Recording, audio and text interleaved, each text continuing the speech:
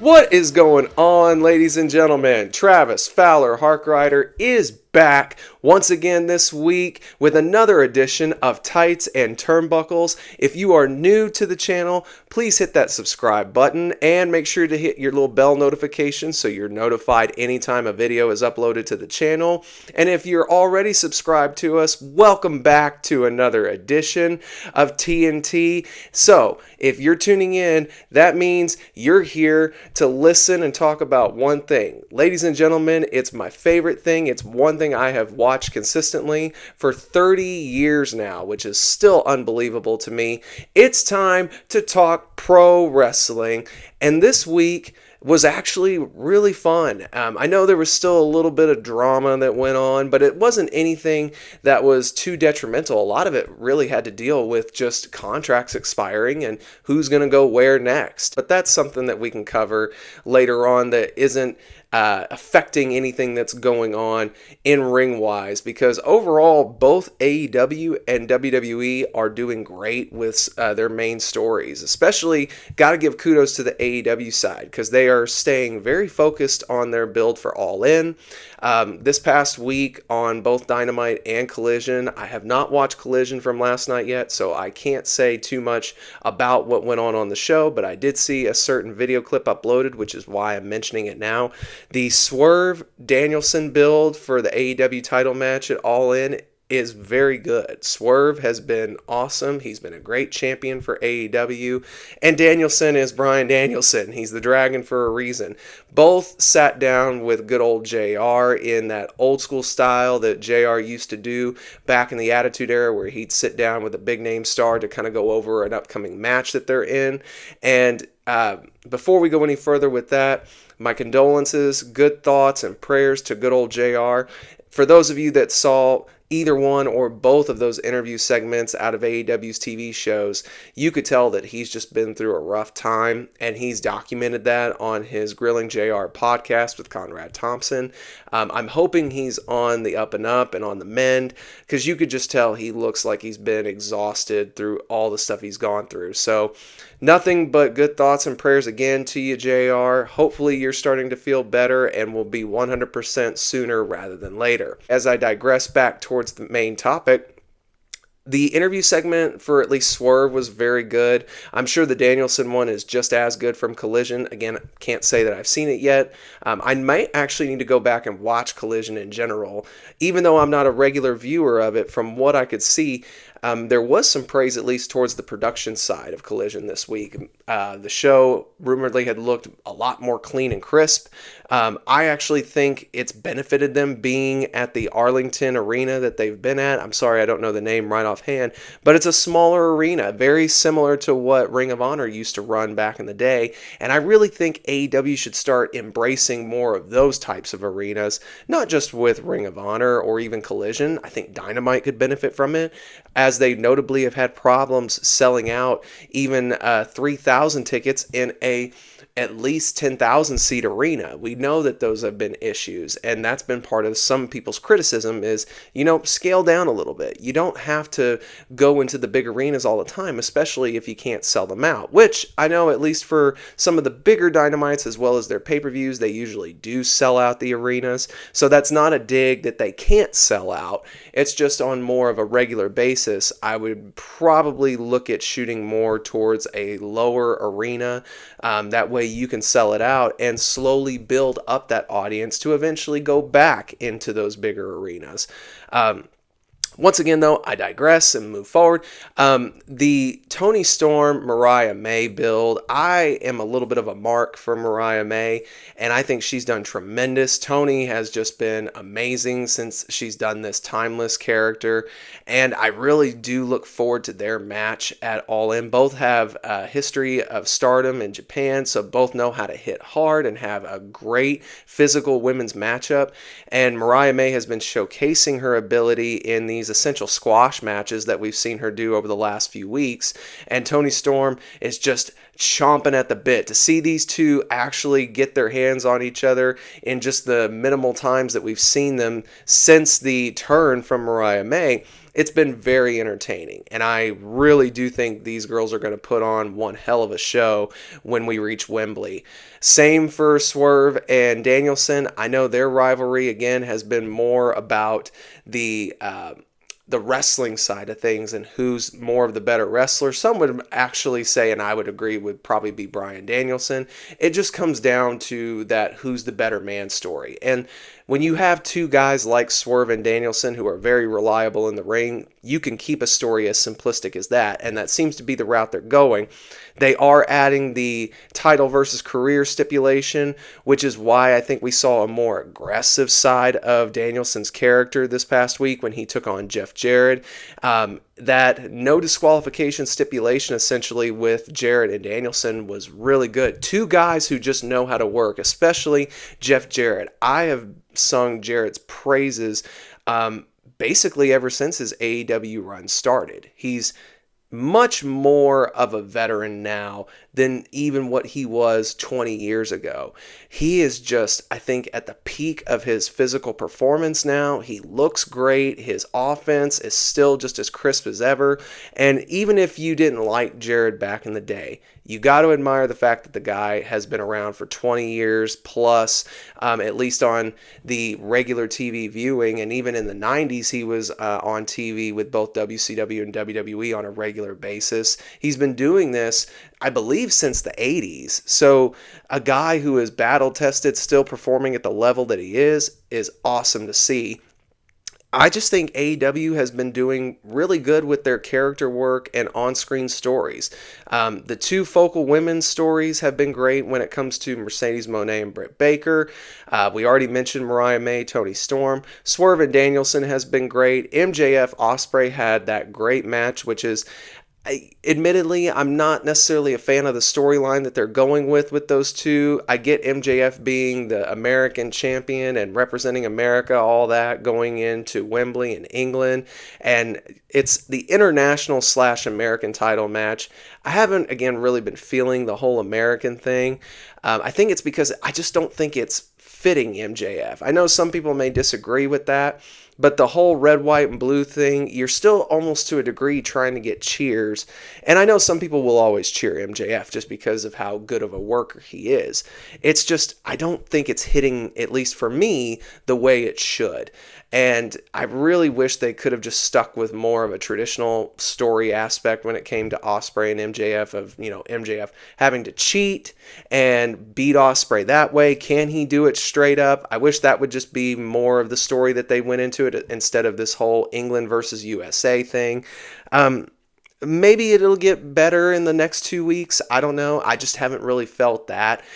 I honestly do think, similar to Swerve and Danielson, you could have been a little bit more simpler, but I appreciate AEW's attempt of trying to be more character driven when it came towards MJF and even Ospreay, who's shown that he's amazing on the mic.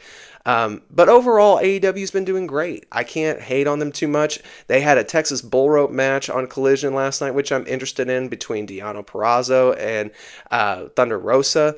Two women who are great in-ring performers as well. Women's divisions are actually just firing off everywhere. But back to that, I don't know how long this rivalry has been going between Purrazzo and Rosa. I question whether it warrants the bull rope match stipulation or not. Apparently it was a great match. Again, that's another reason why I might need to go and watch Collision from last night, as again, we're recording this on a Sunday morning. I wonder if it was good. If it does warrant it, I think it'll be a great match between two great workers. It looked like, from what I could see, just little clip-wise and still shot-wise, it looks like it was a physical match. So I'm interested to go back and potentially watch that. I don't know if I'll watch the whole Collision show, maybe just segments here and there, but I do need to kind of see how that goes, because they do seemingly try to incorporate Collision and Dynamite into ongoing stories, as opposed to keeping Dynamite stories Dynamite and Collision stories as Collision. It looks like they're starting to really do what we used to see like back on Raw and SmackDown in the early 2000s, where Raw would be the main show, but they'd still continue the story somehow, some way on SmackDown. And I feel like they're kind of starting to do that and I really should maybe pay a little bit more attention to Collision. There's just so much wrestling as it is, and I have a limited time, so it's hard to really fit everything in. But again, props to AEW. Appreciate everything they're doing. On the WWE side, they had a big week. Raw had one of its best shows that didn't feel like it was lagging. Similar to what Dave Meltzer said when it came towards the SummerSlam pay-per-view this past Saturday, that it never felt like it was a lagging show, that it felt very much a 4-hour show you could sit through and never get bored with. Raw felt that same way with its 3 hours, and I feel like they've been consistently doing that with the Raw show. They've been doing their TV program stories. They've been focusing on their main stories. Overall, I think their presentation has just gotten much better when it comes to creative, especially. I think that's been well documented with Triple H being head of creative now. We saw this past week on Raw the main points besides the Judgment Day, which we'll talk about Judgment Day a little bit more in depthly near the end of the show, but they have officially now split away from Rhea Ripley and Damian Priest. The new established Judgment Day is Finn Balor with Dominic, and now Liv Morgan at his side, JD McDonough and Carlito's still there. So it's a new Judgment Day. We'll see if it's just as impactful, but time will only tell if this new version of the Judgment Day picks up similar to what the original Judgment Day did. Very similar to what we see with the Bloodline over on SmackDown right now. But before we get to the Bloodline and SmackDown, the main focal point of Raw was the return of a Wyatt faction. It was the debut in ring for the Wyatt Sicks against the new Chad Gable faction of American Made, being Chad Gable and the Creed brothers. I'm sure Ivy Nile's going to join here pretty soon. If not this upcoming week, you can kind of see those segments starting to be sprinkled in there. Number one, when she was talking to Maxine Dupree this past week on Raw, Chad interrupted and kind of gave Maxine the lip a little bit. But you could see there where Ivy was like, I might need to listen more to Chad as opposed to my friend Maxine. So I'm sure that's going to happen. But anyway, it was a great presentation for the Wyatt Sicks. Joe Gacy and Dexter Lumis looked great. Eric Rowan is that big hoss that can still move actually rather quickly for a man his size, and he's pretty darn athletic too, doing the helo over like what John Huber, his friend, the late Brody Lee and Luke Harper used to do. It just looked great. It was a great presentation. They came out to Bray's last theme song, Shatter, which actually fit great for the faction. I questioned whether or not they were going to do that or use the Uncle Howdy theme. I'm still a little bit sore on the Uncle Howdy theme because I actually enjoy it quite a bit. But awesome debut for the Wyatt Sicks. They beat American Made. That's not going to hurt Chad Gable or his new faction because it just gives them more reason to gripe. So it was a great showing for the new Bo Dallas / Uncle Howdy led Wyatt Sicks group. On SmackDown, we know what the big story was there, but before we talk about that, it's official for Bash and Berlin. Both of the world titles are on the line. Something Vince Russo has a problem with when it came to Randy Orton showing up on Raw and just getting a title shot. I understand his gripe because Randy is a SmackDown guy showing up on Raw unannounced, and he's not being traded, at least that we can see. So I get where that's one of those little tidbits of like, well, why does the draft mean anything? Totally understand that. But Randy Orton will face Gunter for the World Heavyweight title, and this is supposed to be a makeup for what happened at King and Queen of the Ring. I understand the logic and the storytelling aspect of having these two fight right now. I don't have an issue with that, aside from, again, Orton being a SmackDown guy. But again, in storyline, you could easily make the case, well, there's always that little discrepancy from what happened at that Saudi Arabia King and Queen of the Ring event. So he is owed something from Gunter, and there's where he's owed. He gets a title match because that match between him and Gunter back at King and Queen of the Ring had a little bit of a question mark to it. So in that aspect, it still makes sense, but I understand the gripe of Orton being on SmackDown regularly as opposed to now just showing up and doing a program on Raw. I get that, and then on SmackDown we saw the WWE title match has now been established with Cody Rhodes essentially gifting his friend Kevin Owens a title shot, one that Kevin Owens was reluctant to accept. But then when the gripe was made about Roman getting a title shot immediately because he had been champion for 1,300 days, to which Owens responded with, oh, okay, well, I mean, I didn't get an immediate rematch when I lost my Universal title. Why should Roman do it? And they even kind of hearkened that with the tag team title situation on SmackDown where DIY isn't getting an automatic rematch for the titles against the Bloodline. We've seen the 2 qualifiers that took place. We'll see the, I guess, finals of this mini tournament this upcoming week on SmackDown between Street Profits and DIY.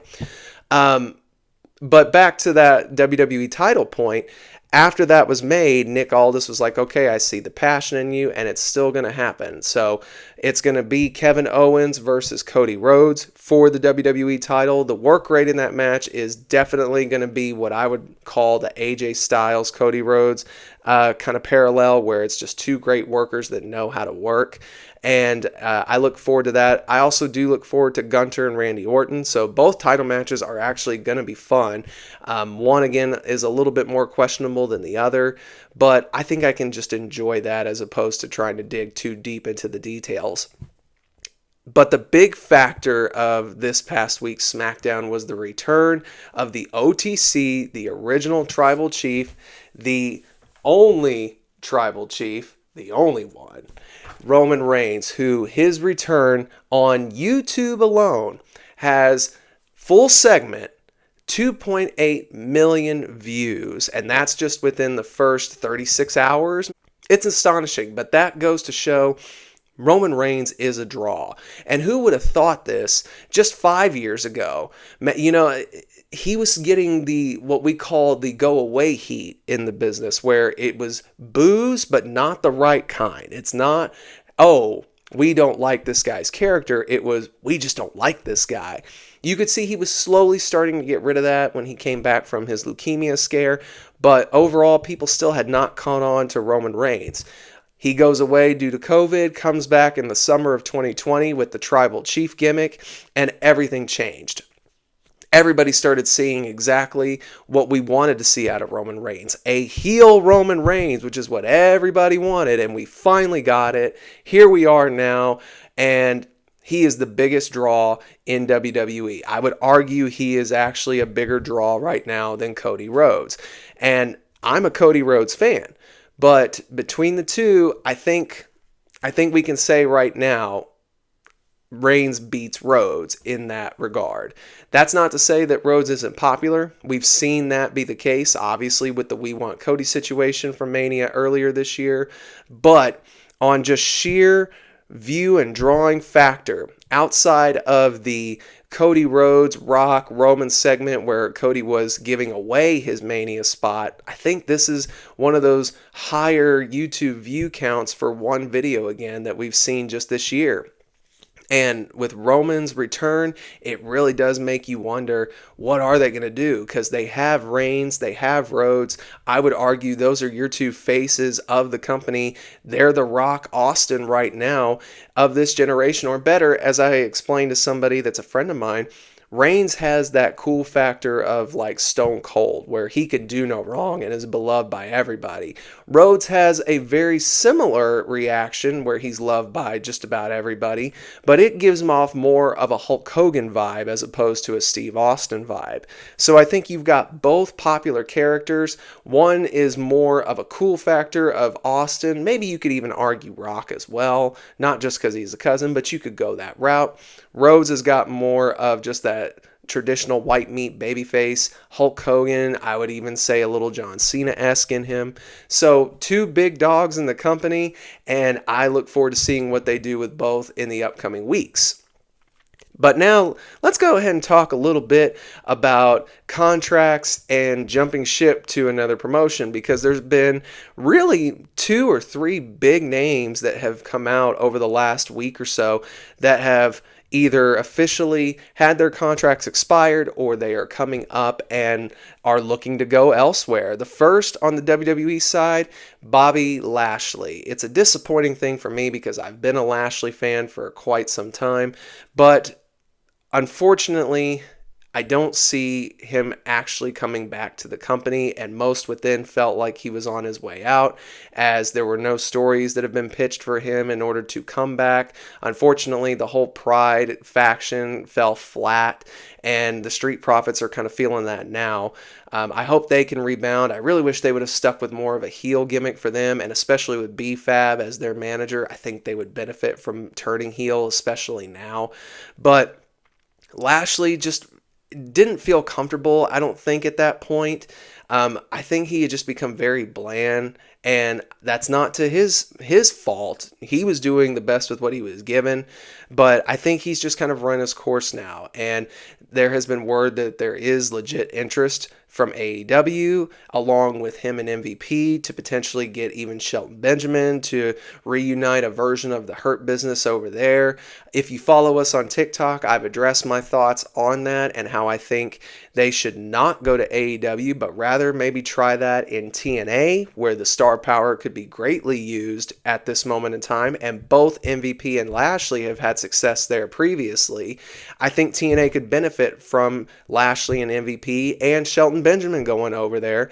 I think that would actually help their brand quite a bit right now, especially because they're kind of on an uptick, and you couldn't help but give a little bit more help to them and continue their successful momentum. There's been interest apparently from Japan for him to go and compete, maybe even with New Japan specifically. There's also been interest from the MMA world. Remember, Lashley is an MMA competitor. He was successful in Bellator. He never had a shot in the UFC, and now with the TKO group owning both WWE and UFC, who's to say we can't see Lashley in a UFC octagon? Only time will tell. We can also talk about one of the biggest news stories that came out at the beginning of this week. On the AEW side, there's been a number of talents that WWE has shown interest in, but it's seemingly all but confirmed now that two of AEW's top stars are WWE bound. That being the tag team of Rey Fenix and Pentagon. That's right, the Lucha Brothers look like they are WWE bound. This past week, Rey Fenix actually filed some trademarks for names to use, such as King Fuego. There were others in there as well. I believe Rey Fuego was one of them. And there is interest to see what maybe Rey Fenix can do. So much as so is that both have been talked about behind the scenes in WWE of going past NXT and moving straight to the main roster. Pentagon was apparently the one that they were most interested in, with his contract coming up first. And source, at least revealing currently by Dave Meltzer, is that Rey is staying loyal to his brother, and that's why he would be following along to go to WWE. I think both could have a level of success, especially in the tag ranks right now, because can you imagine? You get the Lucha Bros, and rumoredly you're also going to sign Motor City Machine Guns, and you've got DIY there right now. Street Profits are also great. You've got a number of tag teams over there that I think if you're rebuilding your tag division, or you're trying to make your tag team division more important, those two teams, Lucha Bros and MCMG, are definitely ways to do it. So I honestly am interested to see what Pentagon and Rey Fenix could do on the WWE side. Also on the AEW side, there has been rumors of Daniel Garcia leaving, which is why he took the beat down from MJF, although Meltzer also speculates that they will re-sign Garcia so that they can continue that feud. I kind of think that as well.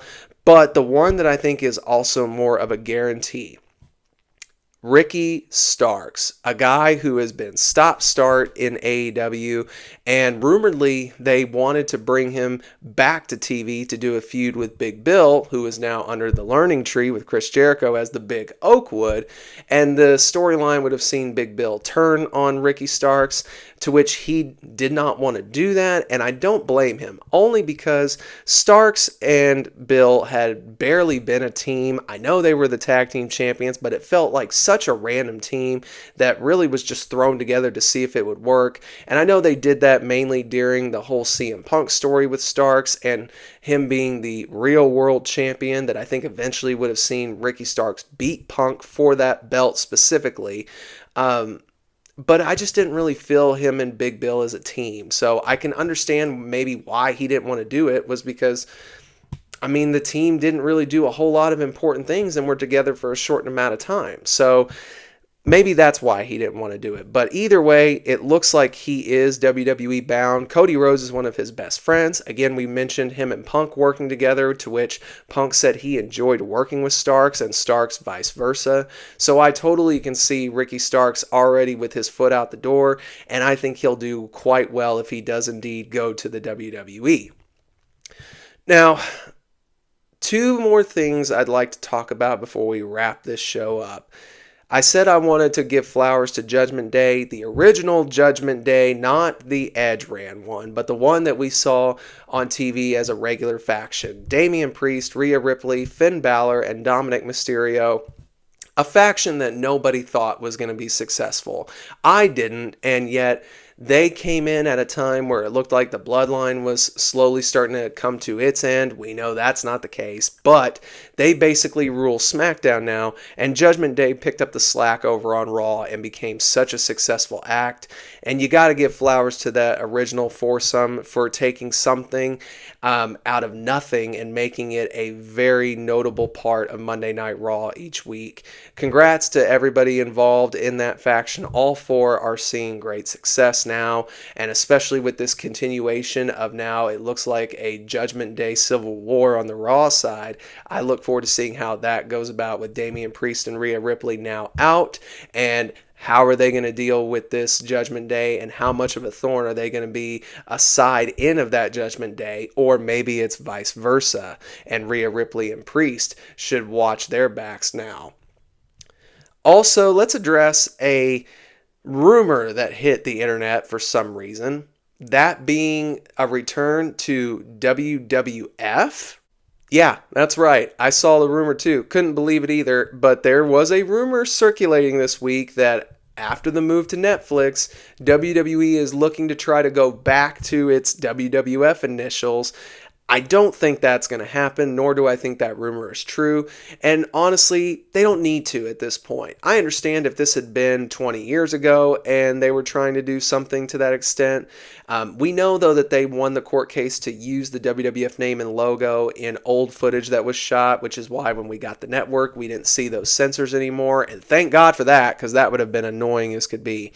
But they've established themselves as WWE now. It's been 20 years since the name change. They are seeing their most successful time as a company now.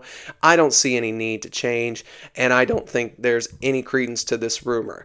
I could be wrong, but I think honestly they should just stick with the WWE name, as it has grown into such a conglomerate and such a household name now. It's the biggest wrestling company in the world. No need to change anything. Don't fix what's not broken. So I think we're going to see WWE stay WWE. On a parting note, this past week, the professional wrestling world lost a great name when it came to creative as well as characterization in the form of Kevin Sullivan. Kevin Sullivan passing away this past week. I send my condolences out to him and his family. He was introduced to me as the Taskmaster and leader of Dungeon of Doom. I know a few people who have had personal interactions with him and said he was one of the nicest guys and one of the smartest guys, especially in his booking days of WCW, with the exception of one storyline that I'm sure everybody knows about. He was a great mind for the business at a time when it was needed, especially for WCW.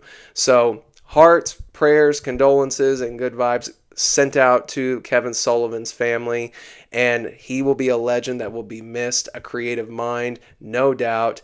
R.I.P. Kevin Sullivan.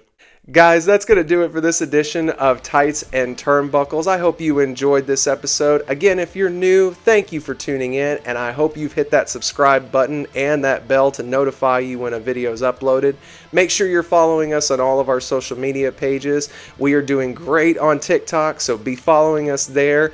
Also, look for us on Facebook. We are still under the Four Corner Podcast name. I'm working to try to get that fixed. But you can also follow us on X and Instagram under Tights and Turnbuckles. I'll be back next week to talk more pro wrestling, and we might have something in the works for a new series to debut on the channel. So keep your eyes and ears posted for that. Until next week, you guys have a fabulous week ahead and continue to love pro wrestling.